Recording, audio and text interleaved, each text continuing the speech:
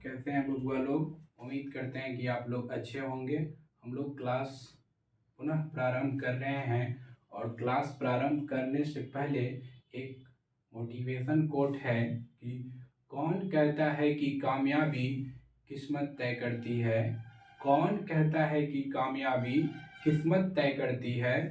इरादों में दम हो तो मंजिलें भी झुका करती है। हम लोग वास्तविक संख्या पढ़ने वाले हैं। क्या पढ़ने वाले हैं? वास्तविक संख्या।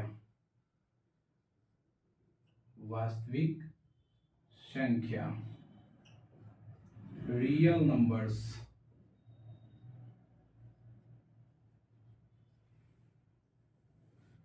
वास्तविक संख्या पढ़ने से पहले कुछ कंसेप्ट्स के बारे में जानना जरूरी होता है, जैसे संख्या, एलसीएम एचसीएफ, गुणनखंड और कैलकुलेशन। तो हम लोग सबसे पहले संख्या के बारे में पढ़ेंगे। और संख्या जानने से पहले बच्चों अंक की जानकारी होनी चाहिए। क्या बोले? अंक। अंक बोले तो इंग्लिश में इसको डिजिट्स कहते हैं। क्या कहते हैं? डिजिट्स कहते हैं। जैसे 0, 1, 2, 3, 4, 5, 6, 7, 8, 9, ये डिजिट्स हैं। इन्हीं डिजिट्स से मिल करके दुनिया की सारी नंबरें बनती है। अब कुल डिजिटों की संख्या कितनी हो गई? कुल अंकों की संख्या। कुल अंकों की संख्या 10। कुल अंकों की संख्या कितनी होती है? 10 होती है। कुल अंकों की संख्या 10 होती है। अब हम लोग अंक और संख्या में अंतर स्पष्ट करेंगे। अंक और संख्या में, जैसे मान लीजिए बच्चों, अंक और संख्या।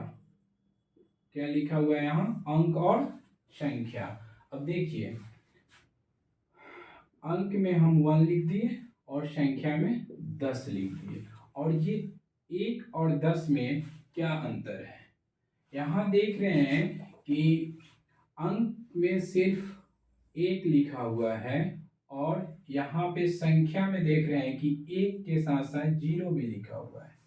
ठीक है, 1 के साथ साथ 0 भी लिखा हुआ है। तो हम कह सकते हैं कि संख्याओं के निर्माण में 2 या 2 से अधिक अंकों की आवश्यकता होती है।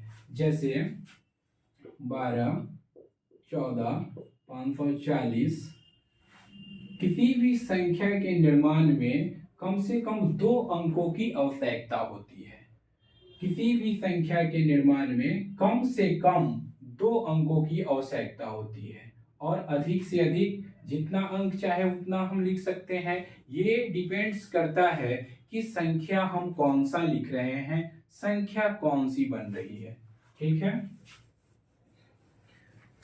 तो उम्मीद करते हैं कि आप लोग अंक और संख्या समझ गए होंगे। सबसे पहले प्राकृत संख्या के बारे में हम लोग समझेंगे। प्राकृत संख्या क्या समझेंगे? प्राकृत संख्या, नेचुरल नंबर, नेचुरल नंबर्स। अब ये समझेंगे कि प्राकृत संख्या किसको कहते हैं। हम लोग प्राकृत संख्या उन सारे संख्याओं को कहेंगे जिसको हम लोग गिन सकते हैं, यानी गिनती की संख्या को प्राकृत संख्या कहते हैं। गिनती की संख्या को प्राकृत संख्या कहते हैं।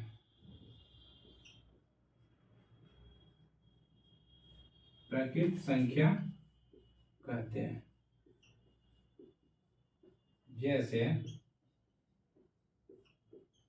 1, 2, 3, 4, 5 ऐसे ऑन, यानी वैसी संख्या जिसको हम लोग गिन सकते हैं, उन सभी संख्याओं को प्राकृतिक संख्या कहते हैं।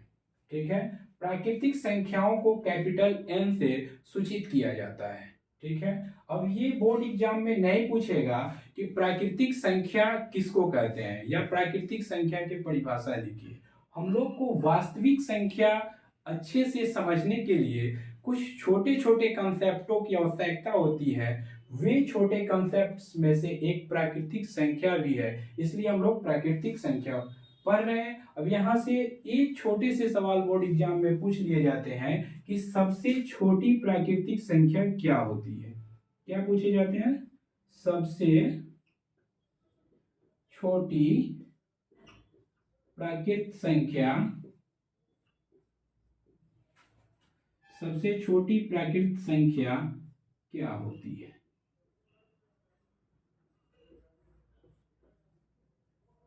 सबसे छोटी प्राकृतिक संख्या क्या होती है? तो हम लोग यहां देखेंगे बच्चों, सबसे पहले क्या आया है? 1 आया है, यानी 1 आया है। तो यही सबसे छोटी प्राकृतिक संख्या होती है। सबसे छोटी प्राकृतिक संख्या क्या होती है? तो 1 होती है।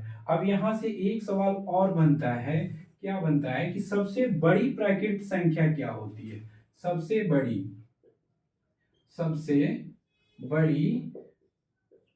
प्राकृतिक संख्या क्या होती है? प्राकृतिक संख्या is equals to infinity, undefined. सबसे बड़ी प्राकृतिक संख्या हम ज्ञात नहीं कर सकते हैं, क्योंकि प्राकृतिक संख्या अनडिफाइंड है, असीमित है। ठीक है।